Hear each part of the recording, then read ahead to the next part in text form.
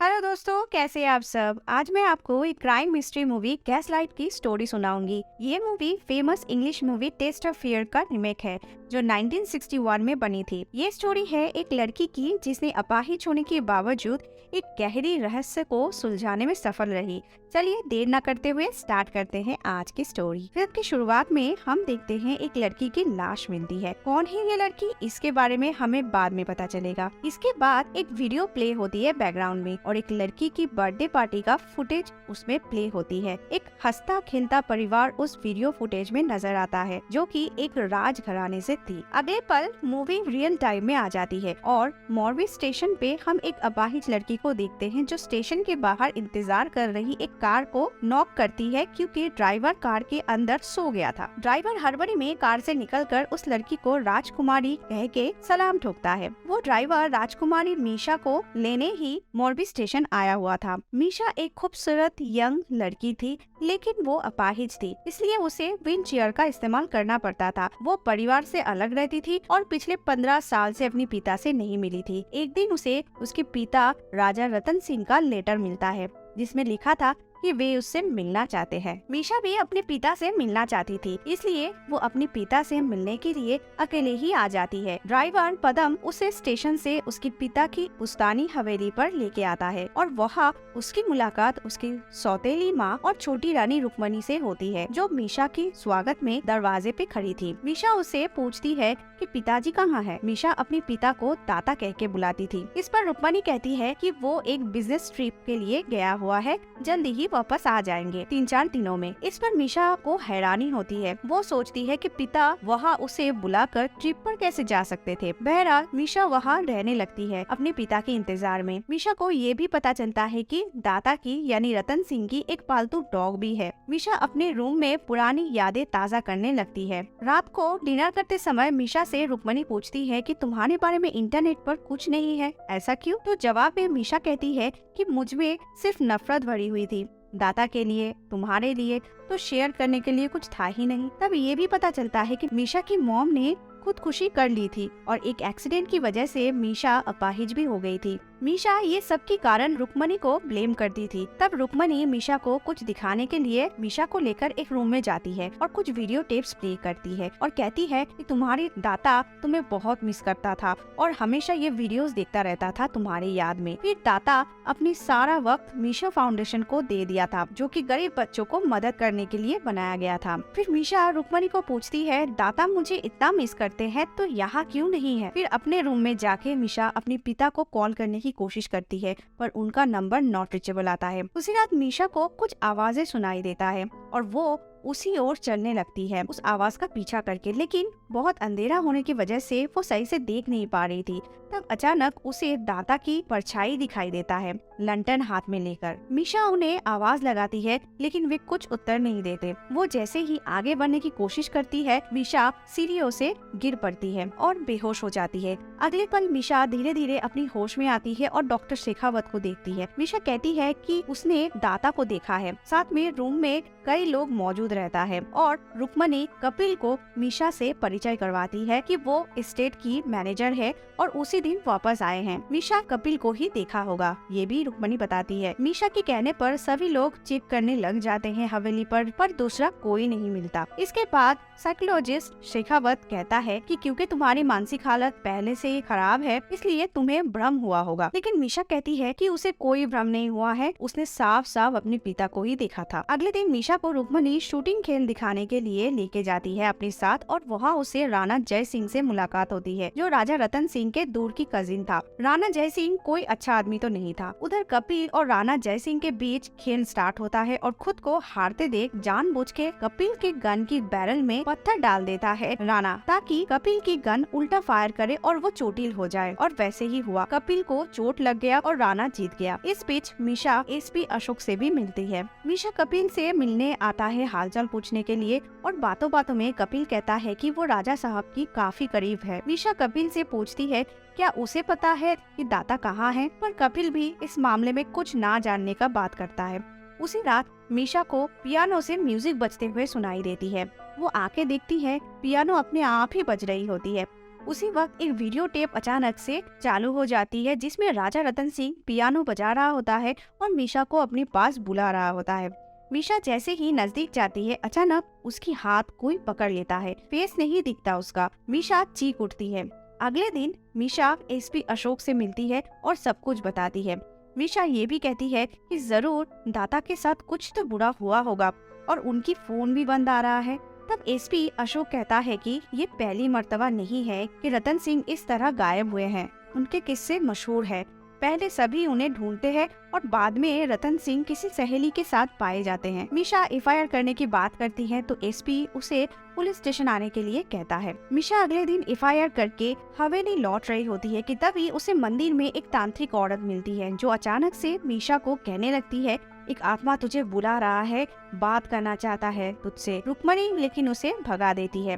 बाद में कपिल को मीशा कहती है कि रुक्मणी के गैर मौजूदगी में उस औरत को लेके आए जो उसे दाता की आत्मा के बारे में बताई थी। वो औरत हवेली में आके दाता की आत्मा को बुलाती है और दाता की आवाज में मीशा को हवेली छोड़ के भाग जाने के लिए कहती है। तभी अचानक वहाँ रुक्मणी आ जाती है और कपिल को उस औरत को वहाँ से भगाने के लिए कहती है। जाने से पहले वो औरत मीशा को रात 12 बजे इंतजार करने के लिए कहती है कि दाता तब उसे कुछ बताएंगे। मीशा बेसब्री से रात होने का इंतजार करती है और जैसे ही घड़ी में 12 बजती है तो उसे आवाज सुनाई देने लगती है पार्किंग एरिया से और अचानक सभी कार की लाइट जलने बुझने लगती है। मीशा डरे सहमे धीरे धीरे एक कार के पास आ जाती है और तब वो एक कार के अंदर रतन सिंह की लाश को देखती है। मीशा सबको बुला के लेके आती है पर उस कार में किसी को कुछ नहीं मिलता। अगले दिन रुक्मणी मीशा को बुला के उसको दाता की आवाज सुनाती है एक फोन कॉल के माध्यम से जो बीच बीच में कट हो रहा था। ऐसा लग रहा था कि वो कोई रिकॉर्डिंग थी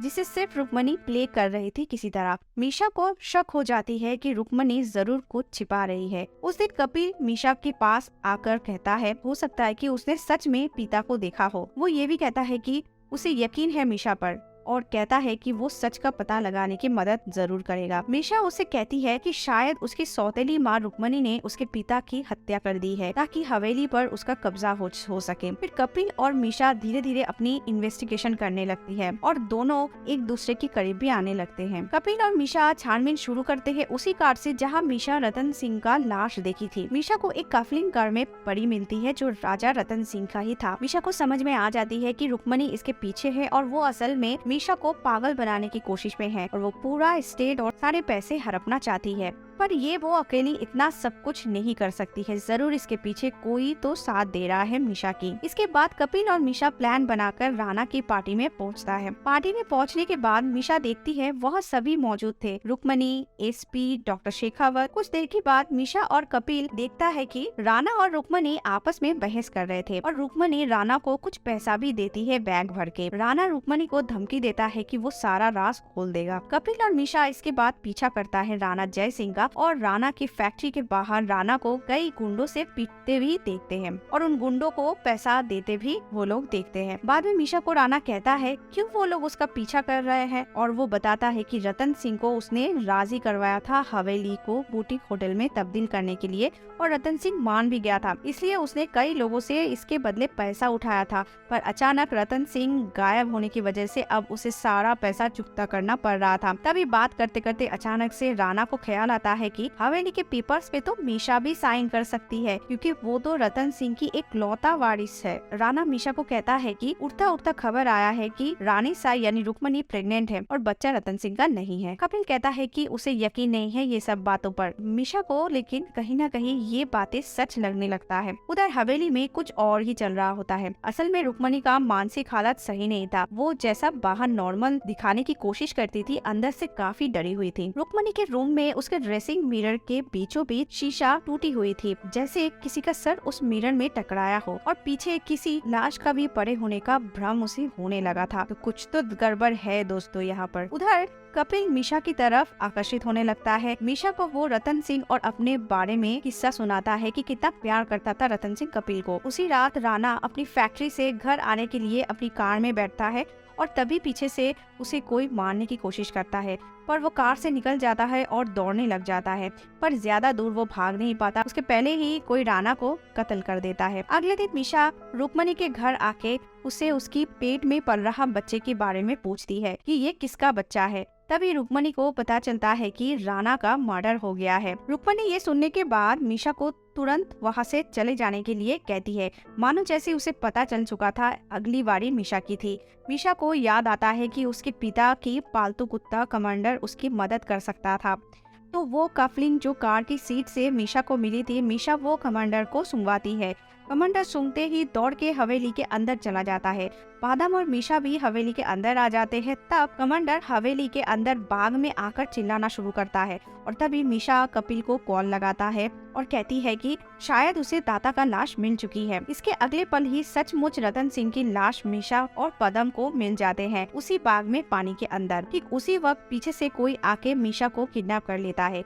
मीशा जब होश में आती है तो खुद को कार के अंदर बंदी पाती है और पदम भी मर चुके थे। पीछे मुड़ के वो देखती है कार को पीछे से तालाब की तरफ कोई ढकेलने की फिराक में है और ये कोई और नहीं खुद कपिल ही था। अब पूरी बात धीरे धीरे मीशा को समझ में आती है। उसे डराना, पियानो से म्यूजिक बजाना, उसे पागल साबित करना, ये सब एक सेटअप था कपिल का और वो रुक्मणी के साथ मिलकर ये सब कर रहा था। मीशा कार की दरवाजा खोलने की नाकाम कोशिश करती है और कपिल धक्का मार के कार को गिरा देता है बाहर से नीचे तालाब की ओर और कार पूरी तरीके से डूब जाती है। उधर रुक्मणी को कॉल करके कपिल ये सब जो वो किया था सब कुछ कह देता है और इससे रुक्मणी और घबरा जाती है। तब उसे याद आती है पूरी घटना जो असल में हुआ था और पता चलता है ये कि कपिल और रुक्मणी का चक्कर चल रहा था रतन सिंह के पीठ पीछे। और एक दिन रतन सिंह ये सब अपनी आंखों से देख लेता है और रुक्मणी को मारने के लिए तत्पर होता है। तभी कपिल रतन सिंह को धक्का मारता है और रतन सिंह का सर टकराने की वजह से रुक्मणी के मिरर में दरारें आ जाती है और इसके बाद कपिल रतन सिंह को मार के हवेली के बाग में फेंक देता है पत्थर बांध के, ताकि लाश कभी ऊपर ही ना आए। रुक्मणी ये सब सोचते सोचते उसकी दिमाग काम करना बंद कर देता है और रुक्मणी तब सुसाइड करने की कोशिश करती है सारे टैबलेट्स एक साथ खा के। ऐसा ही होता है यार, जैसी करनी वैसी बढ़नी। तभी वह कपिल आ जाता है और संभाल लेता है रुक्मणी को। अगले सीन में रुक्मणी एसपी को बुलाती है। एसपी छानबीन करने के लिए हवेली आ पहुंचता है और तब रुक्मणी बताती है कि मीशा मानसिक रूप से पूरी तरीके से टूटी हुई थी और वहां आने के बाद से मीशा की हालत बहुत खराब होने लगा था। मीशा जिद करके वापस चली गई है, रुक्मणी ये भी कहती है। ऐसे में एसपी को खबर मिलता है कि तालाब से कोई कार मिली है, तो वो तुरंत कपिल को लेकर वो जगह पहुंच जाता है। पर एक ऑफिसर आके कहता है कि सिर्फ पादम का ही लाश मिला है, कार में कोई लड़की की लाश नहीं है, यानी मीशा की लाश नहीं मिलती किसी को। उधर कपिल रुक्मणी को कॉल करता है और बताता है कि पुलिस को सिर्फ एक ही लाश मिला है पादम की, पर मीशा की लाश नहीं मिली। तो रुक्मणी और घबरा जाती है। इसके बाद अचानक रुक्मणी बाहर मीशा को देखती है व्हीलचेयर में और तभी डॉक्टर शेखावत आ जाता है और रुक्मणी को पूछता है हवेली सुनसान क्यों है, कोई दिखाई क्यों नहीं दे रहा। तो रुक्मणी कहती है कि एक एक्सीडेंट हुआ है और सभी पुलिस स्टेशन अपनी अपनी बयान देने को गया है और मीशा की लाश पुलिस को नहीं मिली है अभी तक, ये भी बताती है। तब डॉक्टर कहता है कि एक मरी हुई लड़की दोबारा नहीं मर सकती। ये सुन के रुक्मणी चौंक जाती है। तब डॉक्टर शेखावत कहता है कि एक हफ्ता पहले मीशा ने खुदकुशी कर ली थी और उसकी लाश लेक पे मिली थी। शेखावत खुद ही उसकी लाश देख के मुंबई से आया है, ये भी बताता है। रुक्मणी के पैरों तले से जमीन खिसक जाती है। ये वो क्या सुन रही थी? दोस्तों, यहाँ पे उस लड़की की लाश की बात हो रही थी जो फिल्म की स्टार्टिंग में दिखाई गई थी। अब स्टार्ट होती है असल ट्विस्ट। अब तक हम क्या मीशा के भूत को देख रहे थे? तभी शेखावत और रुक्मणी दोनों को मीशा व्हील चेयर में बैठी दिखाई देता है और डर और थोड़ा सा कंफ्यूजन के साथ दोनों हवेली के अंदर आ जाता है। रुक्मणी उसे ही पुकारते हैं मीशा के नाम से, मीशा। पर मीशा कहती है मैं मीशा नहीं हूँ। असल में जो लड़की को मीशा के रूप में अब तक हम देख रहे थे वो कोई और लड़की थी। आखिर कौन थी वो? तब फ्लैशबैक में हमें तालाब से अपने पैरों से निकलते देखते हैं एक लड़की को और वो अपाहिज तो बिल्कुल नहीं थी। फ्लैशबैक एंड होते ही मीशा अपने पैरों में खड़ी हो जाती है और इसे देख रुक्मणी शॉक हो जाती है और पूछती है कौन है वो। तब वो बताती है वो लड़की असल में है फातिमा, जो कि दाता यानी रतन सिंह की फाउंडेशन की बदौलत एक काबिल डॉक्टर बनी थी और दाता की बेटी मीशा को बचपन से जानती थी। उसकी बर्थडे पार्टी पर भी आई थी। दाता बहुत हेल्प किया था फातिमा का, पर अपनी बेटी का ख्याल रख नहीं पाया। मीशा की मां की डेथ के बाद एक एक्सीडेंट ने मीशा को अपाहिज बना दिया था और वो अपनी दाता से नफरत करने लगी थी, क्योंकि उसकी मां की मौत और उसकी बदनसीबी के कारण वो दाता और रुक्मणी को मानती थी और दोनों से नफरत करती थी। फिर कई सालों बाद फातिमा की मुलाकात फिर से दाता की बेटी से हुई, लेकिन इस बार एक पेशेंट के रूप में मीशा एडमिट हुई थी हॉस्पिटल में, जहाँ पर फातिमा डॉक्टर थी। मीशा एक मानसिक रोगी बन गई थी अकेले रहते रहते, और उसकी इलाज और ध्यान डॉक्टर शेखावत रखते थे। फिर फातिमा ने मीशा से दोस्ती कर ली। मीशा को भी याद आ गया था बचपन में फातिमा से मिलने का वो पल। धीरे धीरे मीशा ठीक होने लगी थी और वो अपना सारा गम भुला के एक नॉर्मल जिंदगी जीने की तरफ आगे बढ़ रही थी। फातिमा को लगा था अगर दाता से किसी तरह मीशा की दूरी अगर कम कर दिया जाए तो मीशा और जल्दी रिकवर करेगी। तो फातिमा और शेखावत की समझाने पर मीशा को भी धीरे धीरे लगने लगा था कि उसे अपने पिता से बात कर लेनी चाहिए। तो मीशा ने एक दिन दाता से कॉल लगा के बात की। रतन सिंह काफी खुश हुए और एक दिन मिलने का वादा कर बैठे। मीशा भी बहुत खुश थी दाता से मिलने के लिए। जिस दिन मिलने का दिन था, रतन सिंह आने वाला था मीशा से मिलने। उस दिन ना तो उनका फोन लगा और ना वो आए। मीशा पूरा दिन इंतजार करते रह गई पर दाता नहीं पहुँचे। तो अंदर से मीशा का हौसला पूरी तरीके से खत्म हो चुका था। एक बार फिर से एक बेटी का भरोसा टूट गया था। ये बात और उसे सहन नहीं हुआ और वो अपनी जान ले ली, क्योंकि उसे लगा उसके पिता उसे प्यार नहीं करते हैं। इसके बाद शेखावत कहते हैं रुक्मणी से कि फिर तुम्हें रतन के नाम से एक चिट्ठी भेजी और मीशा को घर वापस बुलाई, पर रतन का कॉल नहीं लग रहा था। तभी हमें शक हो गया था कि कुछ तो गड़बड़ है। शेखावत ये भी बताता है कि उसने और फातिमा ने मिलकर प्लान बनाया और फातिमा मीशा बन के हवेली आ गई ताकि सच्चाई का पता लगा सके। रुक्मणी ये सुनने के बाद कन्फेस कर देती है कि मेरे ही वजह से ये सब कुछ हुआ है, मुझे माफ कर दो। उधर कपिल ये सब कुछ चुपके से सुन रहा था पीछे से और मौके की तलाश में था। अचानक से कपिल आके शेखावत की सर पे पीछे से वार करता है और शेखावत बेहोश हो जाता है।